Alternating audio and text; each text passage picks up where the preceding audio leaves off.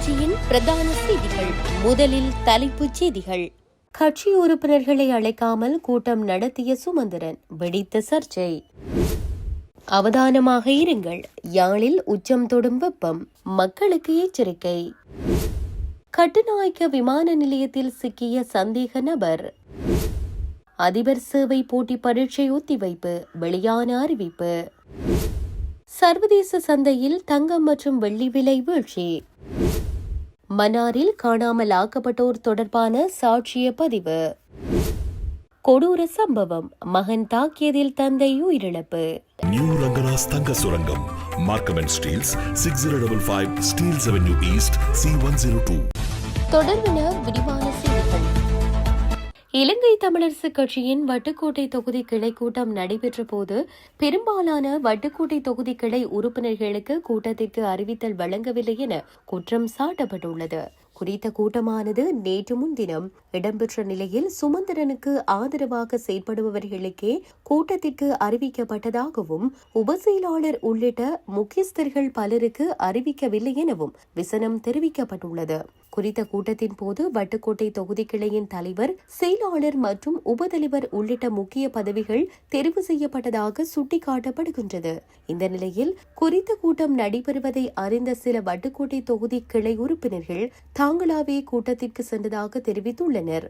இதன்போது சுமந்திரனின் தன்னிச்சையான செயற்பாடுகள் மற்றும் அவரது விரும்பத்தகாத செயற்பாடுகளுக்கு எதிராக காரசாரமான கருத்துக்களை முன்வைத்ததுடன் சுமந்திரனை ஒருமையிலும் விளைத்து தமது ஆதங்கத்தை கொட்டி தீர்த்தனர். நிலைமையை சமாளிக்க பெரும்பாடுபட்ட சுமந்திரன் நன்றி உரையும் கூறாமல் கூட்டத்தை நிறுத்திவிட்டு அங்கிருந்து வெளியேறினார். தமக்கு சார்பானவர்களை நிர்வாகத்திற்குள் உள்ளிர்த்து வழக்கு முடிவடைந்த பின்னர் கட்சியின் மத்திய குழு நிர்வாக தெரிவுக் கூட்டம் நடைபெறும் போது தான் தலைவராக வருவதற்கான நரித்தந்திரோபாயமே இது என்றும், வழக்கு நிலுவையில் இருக்கும் போது தொகுதிக்கிளை உறுப்பினர்களை தெரிவு செய்வது சட்டத்திற்கு வியாபிக்கும் முரணானது என உறுப்பினர்கள் தெரிவிக்கின்றமை குறிப்பிடத்தக்கது. நாட்டின் பல மாவட்டங்களில் மனித உடலால் உணரப்படும் வெப்பத்தின் அளவு எச்சரிக்கை மட்டம் வரை அதிகரிக்கக்கூடும் என எச்சரிக்கை விடுக்கப்பட்டுள்ளது. இதனால் வடக்கு, வடமத்திய, வடமேற்கு, மேற்கு, சப்ரஹமோ மற்றும் கிழக்கு மாகாணங்களில் வசிப்பவர்களுக்கு வெப்பம் தொடர்பாக அவதானமாக இருக்குமாறு வேண்டுகோள் விடுக்கப்பட்டுள்ளது.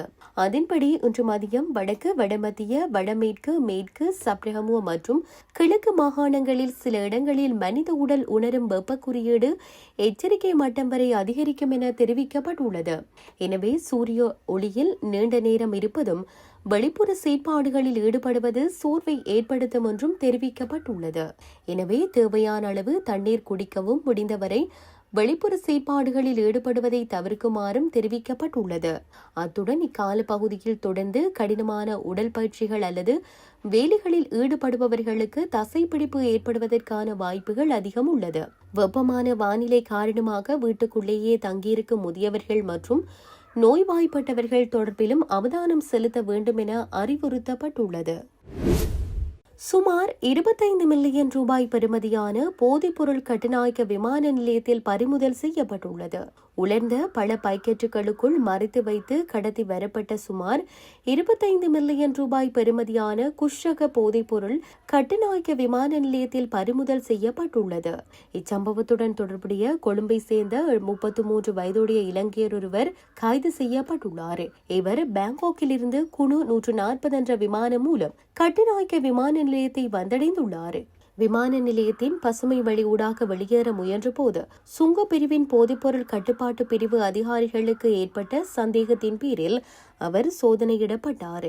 தாய்லாந்து தலைநகர் பாங்காக்கில் இருந்து சந்தேக நபர் தனது பயணப்பொதியில் இருந்து உலர்ந்த பழ பாக்கெட்டுகளை பிரித்து அதற்குள் இருந்த பழங்களை அகற்றிவிட்டு மிகவும் நுணுக்கமான முறையில் போதைப் பொருளை பொதி செய்து மறைத்து வைத்திருந்தார். சோதனையின் போது அவரிடமிருந்து 2505 கிராம் குஷ் போதைப் பொருள் மீட்கப்பட்டது. இதன் சந்தை பெறுமதி சுமார் 25 மில்லியன் ரூபாய் என மதிப்பிடப்பட்டுள்ளது.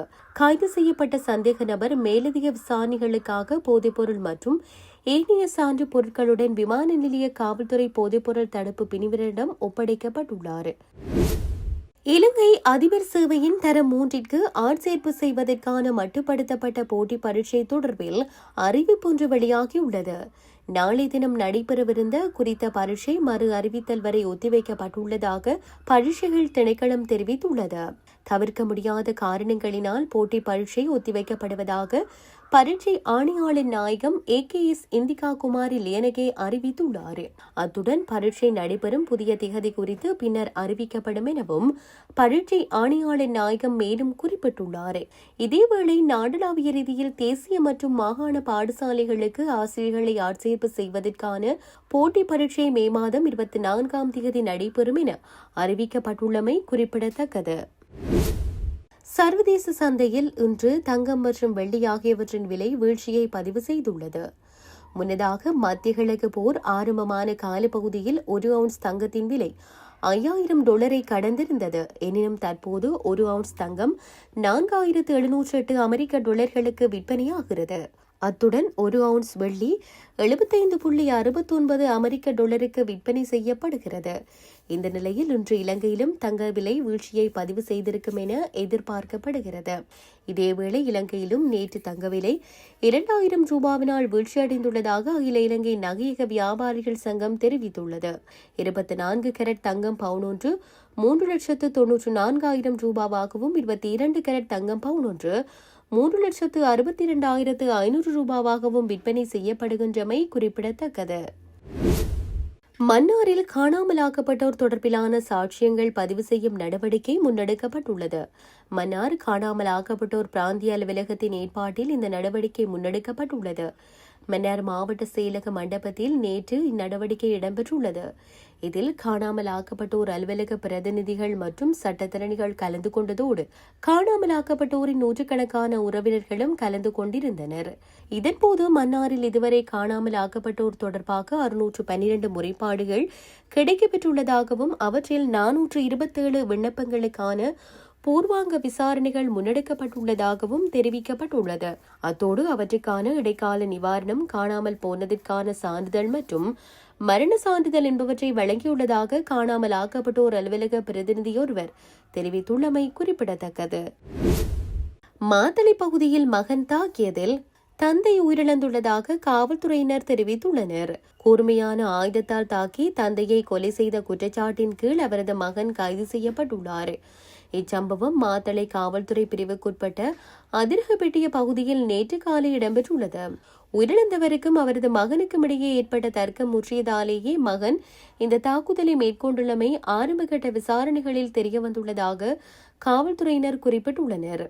இந்த தாக்குதலில் அதிரகப்பட்டிய பகுதியைச் சேர்ந்த 64 வயதுடைய ஒருவரே உயிரிழந்துள்ளார். அத்துடன் சம்பவம் தொடர்பில் 33 வயதுடைய மகனே சந்தேகத்தின் பேரில் கைது செய்யப்பட்டுள்ளார். சம்பவம் தொடர்பான மேலதிக விசாரணைகளை மாத்தளை காவல்துறையினர் முன்னெடுத்து வருகின்றனர். கனடாவின் ஒன்டாரியோ மற்றும் கியூபெக் மாகாணங்களில் விற்பனை செய்யப்படும் முட்டை தயாரிப்புகளில் சல்மோனெல்லா பாக்டீரியா தொற்று இருக்கலாம் என்ற அச்சத்தில் அந்த தயாரிப்புகளை மீளப்பெறுமாறு கனடிய உணவு ஆய்வு நிறுவனம் எச்சரிக்கை விடுத்துள்ளது. சுப்ரீம் லிக்விட் வோலெக்ஸ் மற்றும் சுப்ரீம் லிக்விட் எக் ஒயிட் ஆகிய திரவநிலை முட்டை தயாரிப்புகள் இந்த எச்சரிக்கை அறிவிப்பில் பட்டியலிடப்பட்டுள்ளன. 1 கிலோகிராம் எடையுள்ள பொதிகளில் விற்கப்படும் இந்த தயாரிப்புகளில் மார்ச் 24 முதல் மே 7 வரையான காலாவதி திகதியை கொண்ட தொகுதிகள் மீளப்பெறப்படுகின்றன. இந்த தயாரிப்புகள் பொதுவாக உணவகங்கள், ஹோட்டல்கள் மற்றும் நிறுவனங்களில் அதிகளவில் பயன்படுத்தப்படுபவை என்று தெரிவிக்கப்பட்டுள்ளது.